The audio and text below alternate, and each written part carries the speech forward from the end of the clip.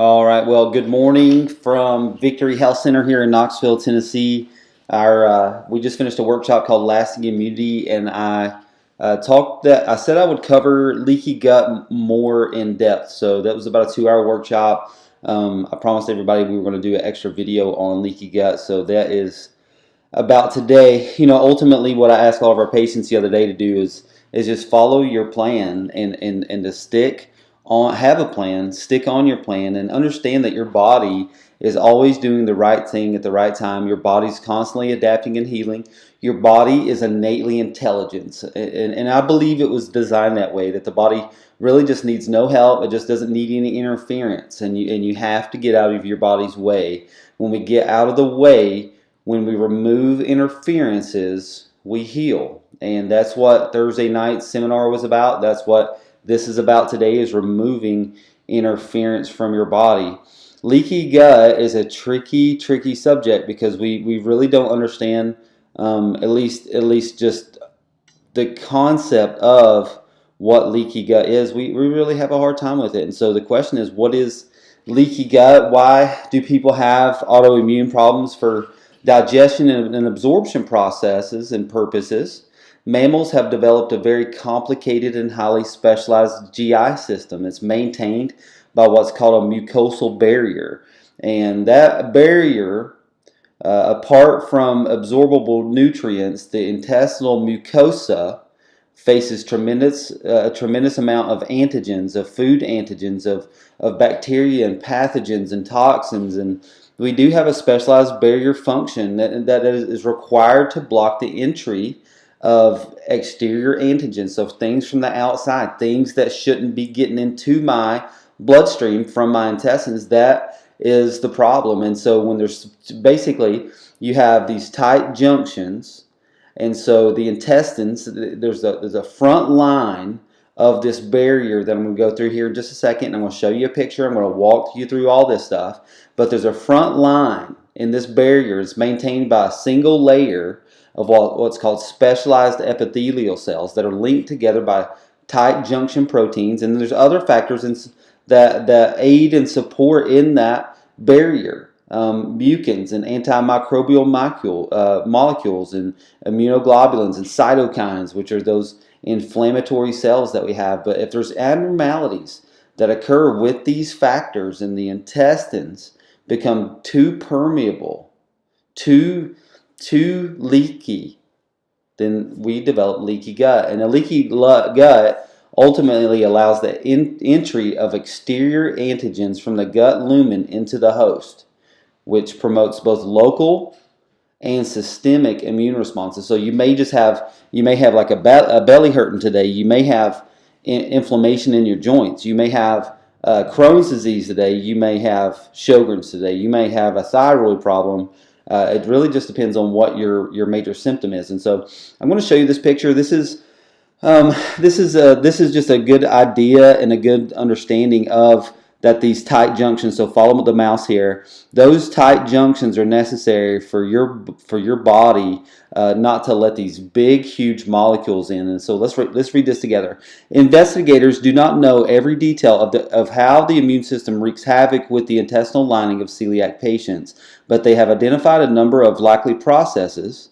Colored arrows indicate events that might be blocked by interventions now being investigated. So basically what we're saying is that the indigestible fragments of gluten, whether it's gluten or something else, I mean, this is specifically a celiac problem right here, but this is a problem with a lot of people. So whether you have celiac disease, or you have a thyroid problem, or you have PCOS, or you have miscarriages, you got to work on this area, because this is your immune system. And so there's indigestible fragments of gluten, or of other things, of other molecules. They induce enterocytes to release the protein zonulin, which loosens the tight junctions. So these things start to get loose, and so that the food can come in. Now, gluten fragments aren't supposed to get in there, but they do, because there's too open, it's too wide. Gluten fragments cross the intestinal lining in abundance and accumulate under the epithelial cells. The gluten induces enterocytes to secrete interleukin-15, which arouses immune cells called intraepithelial lymphocytes against the enterocytes. So basically what happens is that when we get these big junctions in here, ultimately caused by this mess, See this right here? This is an autoimmune reaction trying to come and plug those holes up because there's inflammation in here, and so you get gluten that's not supposed to be in here. The body reacts, which is beautiful. It's supposed to react and goes and plugs up those holes. Number 4, tissue transglutamase is an enzyme released by the damaged cells and modifies the gluten. This is the modified gluten here. And it says antigen presenting cells of the immune system join the modified gluten to HLA molecules and display the resulting complexes to other immune cells, specifically helper T cells. And then those helper T cells recognize that the complexes secrete molecules that attract other immune cells and can directly damage enterocytes. And so it's really ultimately it's that we've damaged our body to the point where we're starting to open up these junctions, whether it's from gluten or dairy or artificial colors and flavors and chemicals and free radicals and all these other things that we consume. They get into our bloodstream, and then it causes an immune reaction. And as far as what leaky gut is, what happens first is that we deal with stress and toxins and nasty food particles that aren't supposed to be in there, drugs and pathogens, and then you have other problems, organ malfunctions. Once the gut is leaking because you have the inflammation that was caused on that last slide that we did. Food particles and medications, pathogens, not only spike an immune response, but start to blow through that lining. And so I think that, how do you know, by the way, how do you know if you have a food intolerance, if you have like a sensitivity to the food? And the first thing that you know if you have a sensitivity to gluten or a sensitivity to any kind of food that you're eating, does your nose run with clear fluid when you eat? Not really when you don't eat, but when you start eating, does your nose start to run? You're probably allergic to that food that you have. Leaky gut can really cause more than just digestive issues too, and so all this slide is really about. These are the kind of problems that if you're leaky gut, if your gut has too many holes in it, or it has the inability to trap those toxins and the things that aren't supposed to get by it, you can end up with all of these things. And this is one of the reasons that we see a lot of thyroid patients at Victory. We see a lot of kids with skin problems, rosacea, and eczema. All of this stuff right here is like perfect for what we do at Victory. And so the questions that you should have are these: or do you experience arthritis, allergies, depression, eczema, hives, psoriasis, or chronic fatigue syndrome? Leaky gut is the result of damage to the intestinal lining.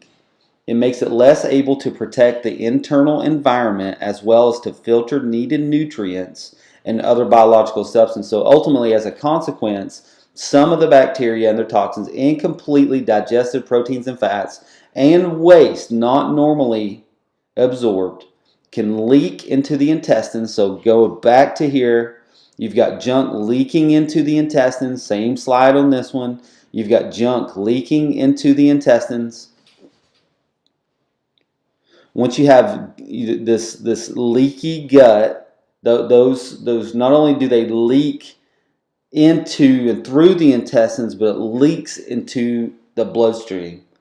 And that right there is what triggers an autoimmune reaction, which leads to GI problems, abdominal bloating, excessive cramping. Do you have fatigue? Do you have joint pain?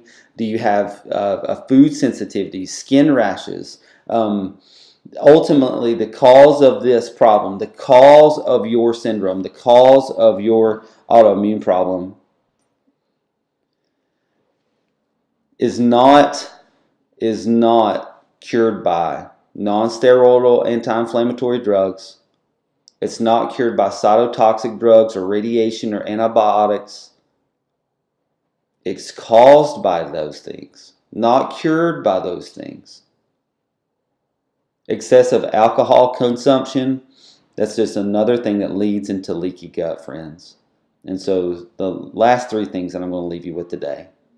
Number one, if you just want good health, if you just want a good gut, then removing the bad foods, removing those processed foods, the colors, the chemicals that you can't say. Sugar does so much damage to your gut as far as inflammation goes. And then those bad fats, those omega-6 fats, those omega-9 fats, canola oils, vegetable oils, they really cause a lot of inflammation in this gut right here. They cause a lot of inflammation on the outside and on the inside. And so it causes the immune system to react. This is how this works. Number 2, replace your foods, your bad foods, with the good foods. You know, God put some pretty awesome things on the planet. Low sugar fruits, vegetables. Just about any vegetables. Lean protein, clean protein. I think this is important. Clean protein. If you got to have antibiotic-free, hormone-free protein. You need quality fats. Those omega-3 fats. You need to consume avocado oil or avocados on a regular basis. When you cook with avocado oil. Cook with coconut oil. Cook with grapeseed oil. And then the last one is rebalance with good bacteria. You have to fight the bad bacteria with good bacteria. You have to fight this inflammation that's in here.